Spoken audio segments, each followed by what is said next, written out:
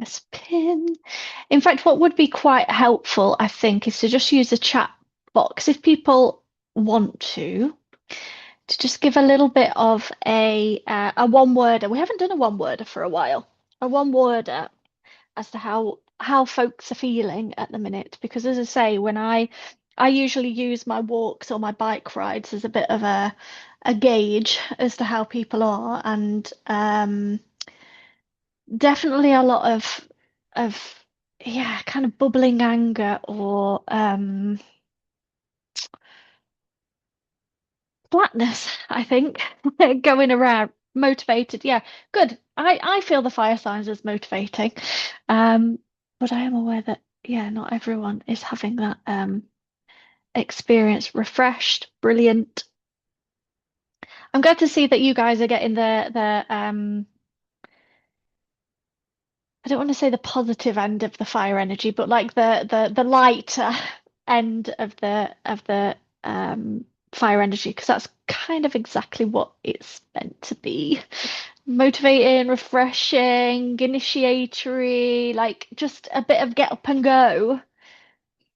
But you can definitely see, or I have definitely seen at least, kind of people who I've come into contact with on a day-to-day basis be more in that heavier side of it, which is feeling a little bit flat, feeling a little bit overwhelmed. Yeah, everything all at once is maybe a good way of describing that.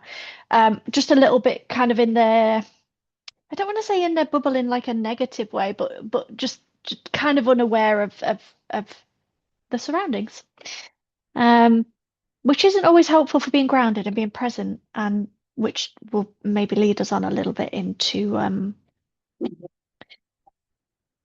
what I want to talk about a little bit with Taurus. If I seem a little bit distracted today, by the way, I've got people outside, literally about 50 yards from my house.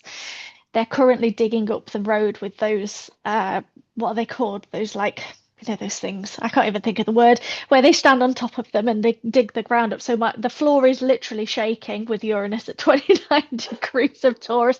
The earth is literally shaking beneath me at the moment, and it's sending the dog off on a bit of a wild rampage. So it sounds like you guys are having maybe a slightly overwhelming experience, but ultimately feeling that Aries like swish of right.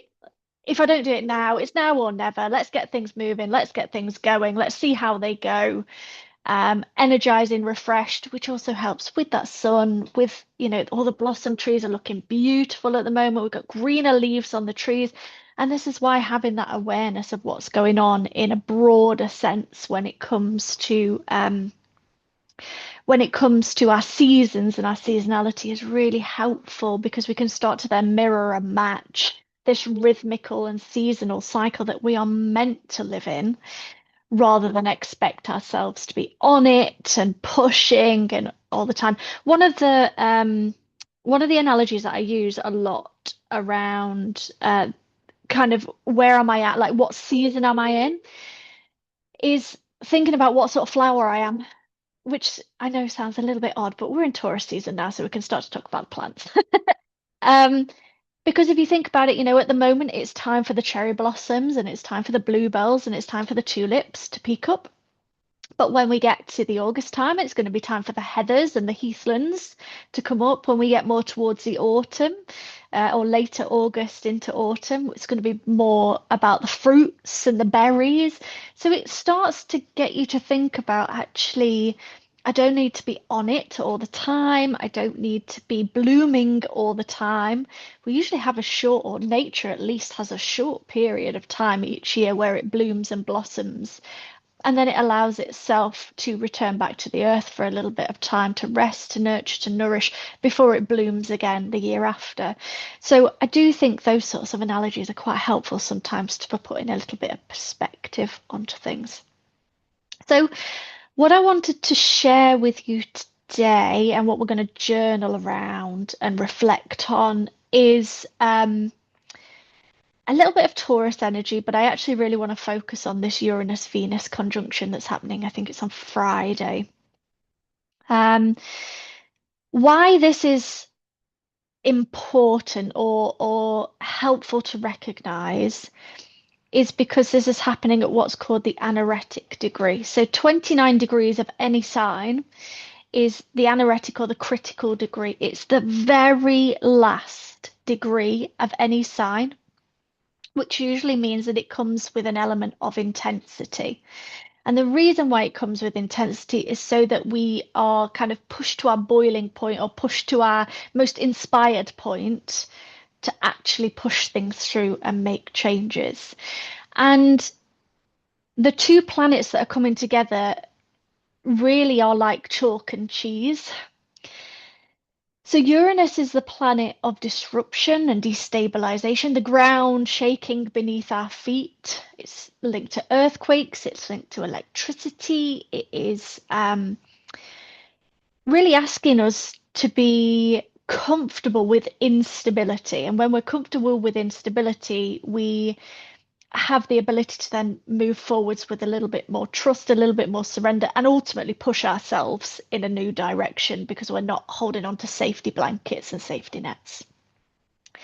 So Uranus is all about stability, instability, and Venus is all about rest, relaxation, receiving, abundance, beauty, artistry, culture. And when you put those together, it's not really like they're saying the same thing. Uranus doesn't want us to stay the same, and yet Venus wants us to be in a position where we can receive, where we can rest, where we can lean into the more beautiful qualities of life. But most of the time, we're relying on a lot of stability to allow us to actually do that. And the sign that they're then coming together in, it's these two together. I don't think I've actually pointed them out. It's these two together up here. The sign that they're actually coming, the sign that they're actually coming together in is Taurus. And Taurus is all about fixed earth. It is the fixed earth sign.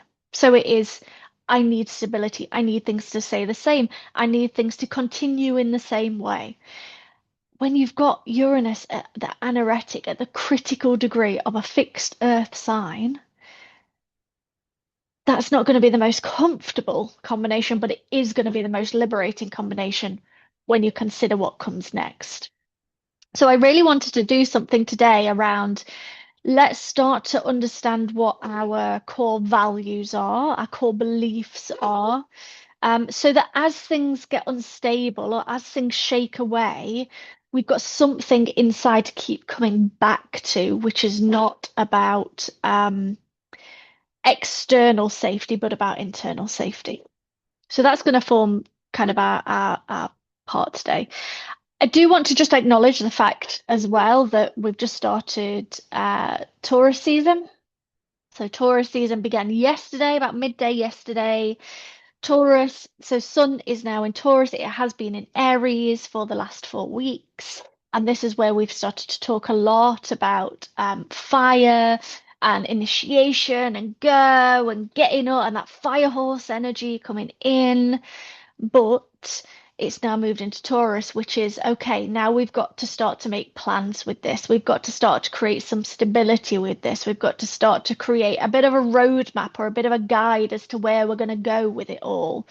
Hatch a plan. And as I say, this is this week until Friday, until Uranus moves into Gemini, which is technically next week. But until this happens, we've still got this kind of shaky ground beneath us going on because we're still looking for external safety rather than internal safety. So we're switching that to come inwards. We've still got a heck of a lot of planets in Aries. We've still got that kind of fire for at least a few more weeks, whilst at least Mars and Mercury are in there. After that, we should start to see that sort of simmer down a little bit. But it comes to then the point of, okay, I've got to plan with this. I've got to do something with it. I've got to actually action it. I've got to kind of vision it forwards and pull it forwards and use that momentum to drive something. So we're taking one energy and turning it into another. So with these two together, what I've called it is creating something unshakable from something shaky. Um,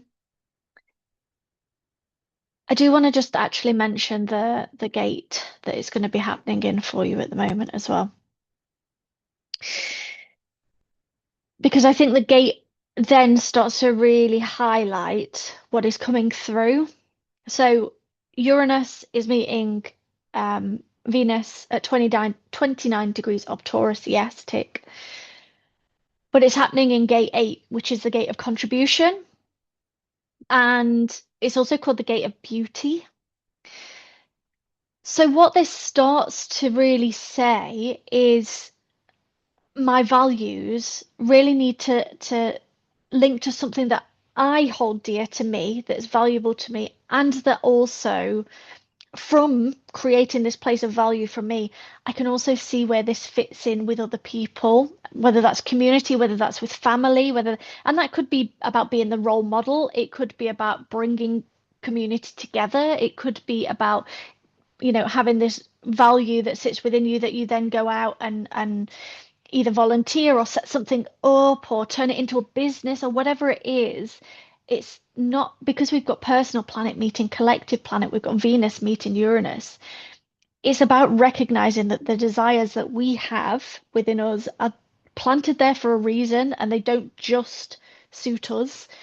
They're there for other people in some way as well. And as I say, that could be about this becoming a story for someone that inspires someone else to make the same change or um, inspires someone to back what they feel up with some action or some thought or some movement forward. Try not to think about these things as I think the trap that we can get into is that we start to think about these things as being selfish. And when we start to see these things as selfish, we're not seeing a wider contribution or a wider thing that's happening that could actually have a knock-on effect to other people. So gate 8 sits in the throat. As I say, it's all about beauty, it's all about desire, it's all about uniquely contributing. And when I say uniquely, it's not from a place of I think, it's from a place of this is just who I am. These are my values, these are things that I hold dear to me. And as I hold them dear to me, they become my contribution. Um, from a place of not thinking about it being unique, but about it just being unique because it's come purely from me. Speaks to style. Um, and I think this is a nice one, nice little thing to hold on to actually. It starts to show us how we can be unmistakably ourselves or share ourselves in an unmistakable way. So this gate of contribution, whenever people have it in their chart, if you've got the gate 8, as I say, it tends to be that people have a natural draw towards the aesthetics or the beauty or the way something looks. And often this can be within society something that we squash. I'm not going to see that as important.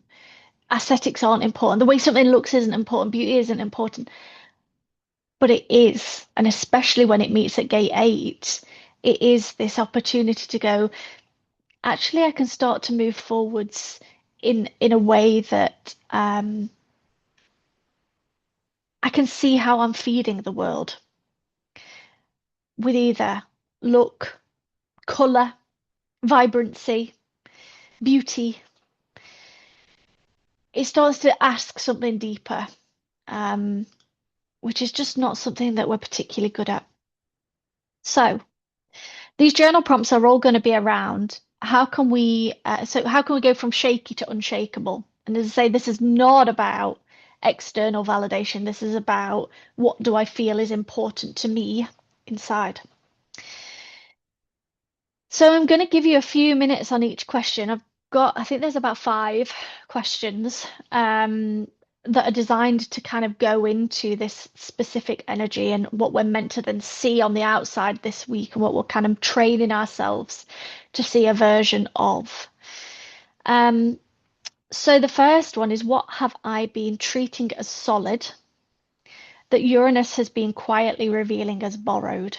So, what have I been seeing as something that is stable and solid, that is suddenly I'm becoming aware that it's probably not mine, or probably wasn't mine to have all for the rest of my life.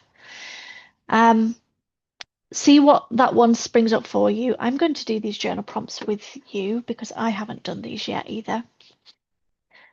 So I'm going to give you a few minutes. I'm going to put myself on silent just in case the dog starts to grumble again, and I will see you in a few minutes.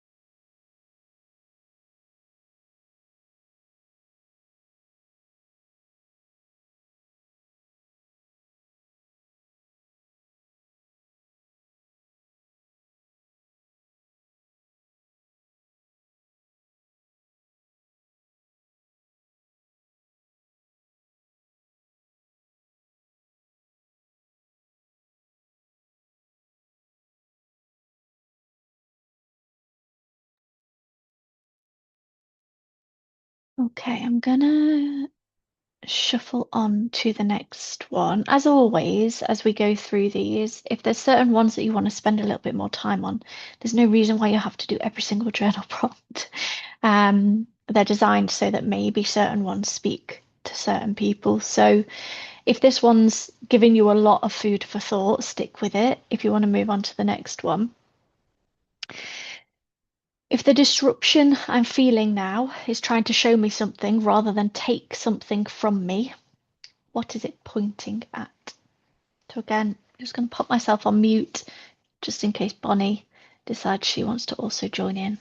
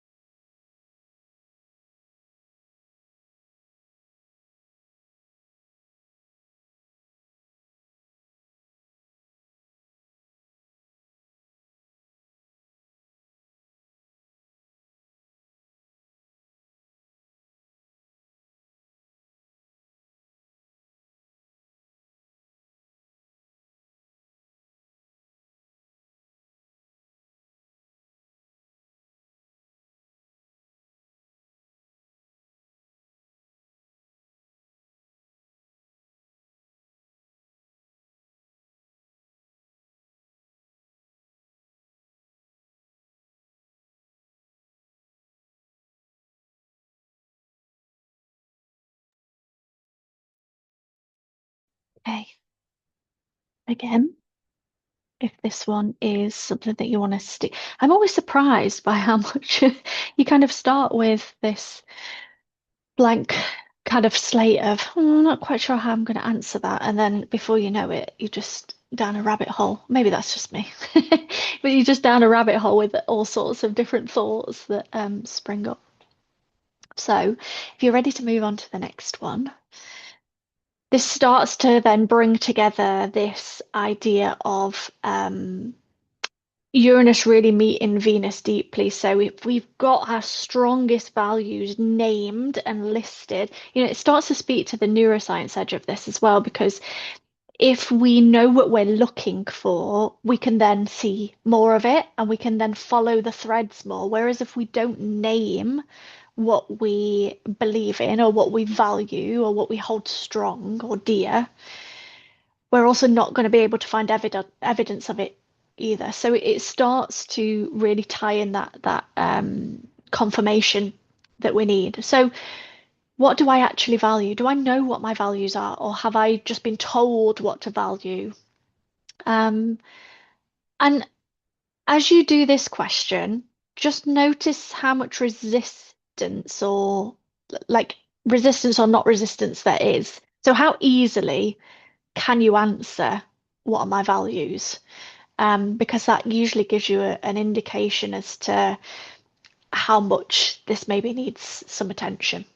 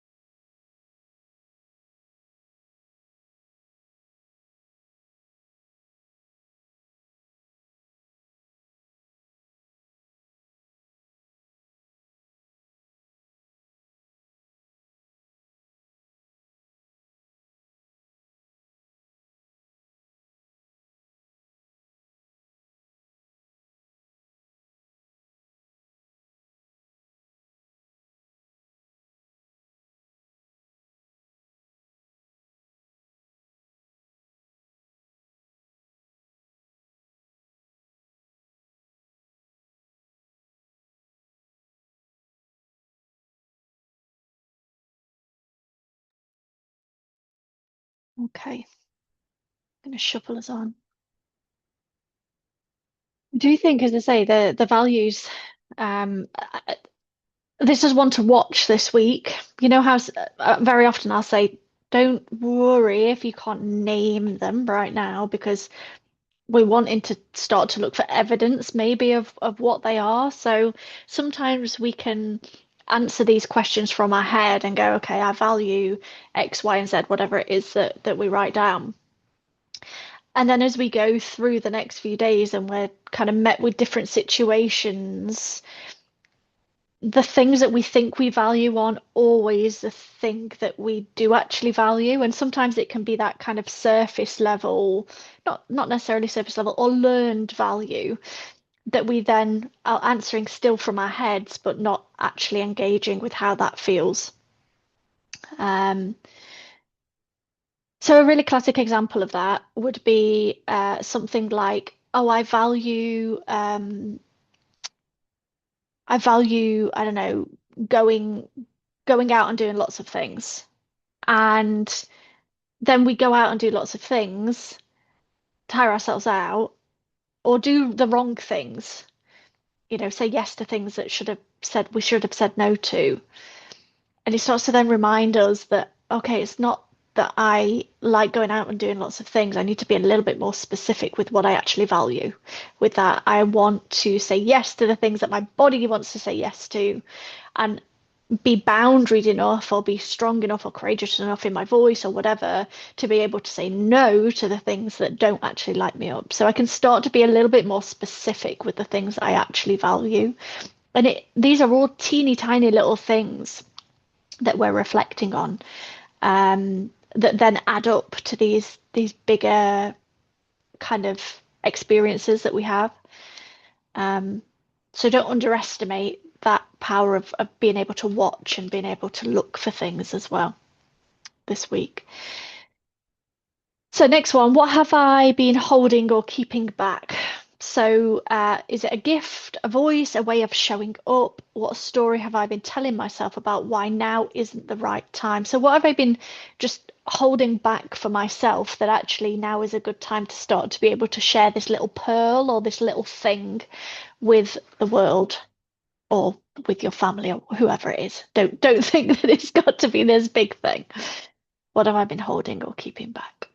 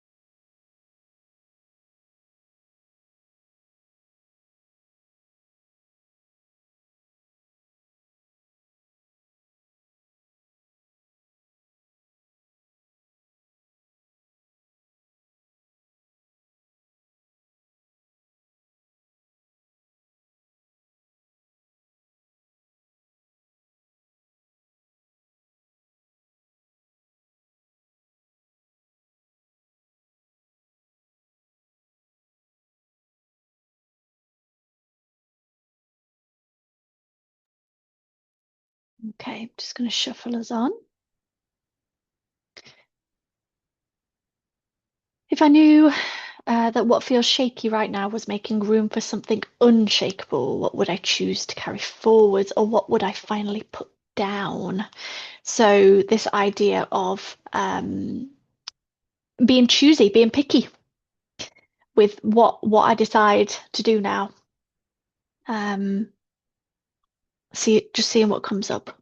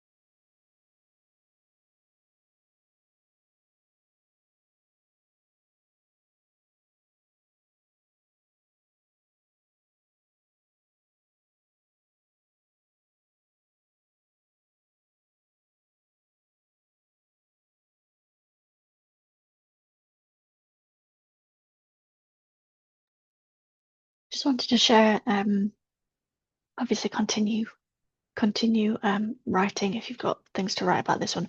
But I just wanted to share something that I thought was really helpful that I saw on, I think it was Instagram the other day. There was someone talking about this gate three energy. So the sun has been in gate three since about, what day are we on today? Tuesday. Since about Thursday, Friday last week. Gate three is a gate that represents finding order. And the way that it was described in this Instagram post was it's a little bit like when you decide to have a big spring clean of your wardrobe and you completely empty out all of the contents of your wardrobe onto the bed. And about 10 minutes in, you go, why on earth did I begin this job? Because I'm having to sift through absolutely everything, put things in different boxes. I've got to make choices on what I keep and what I don't keep. And at the very start of that journey, it kind of, you just start to question your life choices on why on earth you decided to do it on a Sunday afternoon. But by the time you get to the end of the process, you feel an awful lot better for it. And you can finally see the wood from the trees and have a vision of how, and the wardrobe is a bit of a daft example, but you get the picture. And that's very much what we've been in this whole week, or since, as I say, Thursday, Friday. This whole idea of like, right, let's get everything out there. Let's get everything on the table, on the bed, chuck it all out. And at first, you kind of go, whoa, why on earth did I bother? Why on earth did I start this process? And then after a while, you can start to see, okay, I can understand where this is going and how this is going to work, but it wasn't at all comfortable to begin with. And it's very much, as I say, because we've been in gate three on the lead up to this, we've had that opportunity to chuck everything out there and start that process. So I just thought that was a really nice way that someone had started to describe it. Um, that linked in beautifully, I think, to this idea of values. So penultimate question, I think this is, what wants to be shared, spread, or leaned into? You might have already started to answer this with kind of what's been holding me back and stuff, but just a few minutes on anything to be shared, spread, or leaned into over the next few days.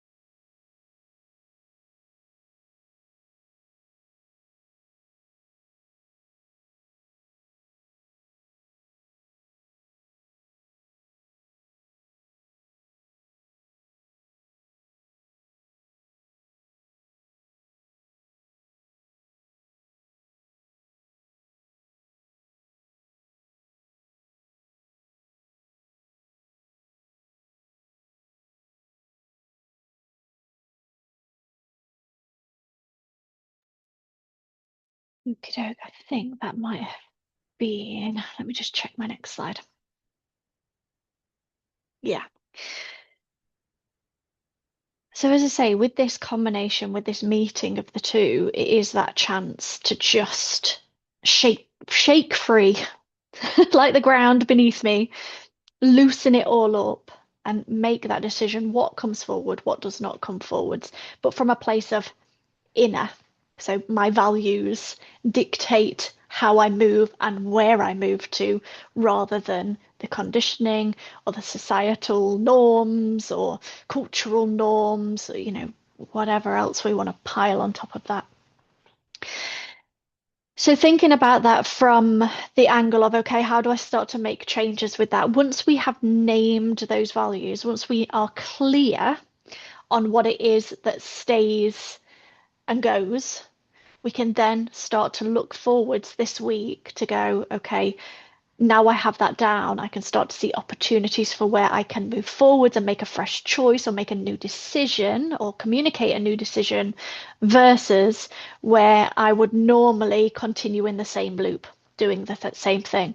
So it's not that today is where the change happens. The change happens as we start to go out and live life and chuck ourselves into things over the next week or so, where we can start to make decisions from this place of being able to name what we stand for, what we value, what we see, what we want to take forwards.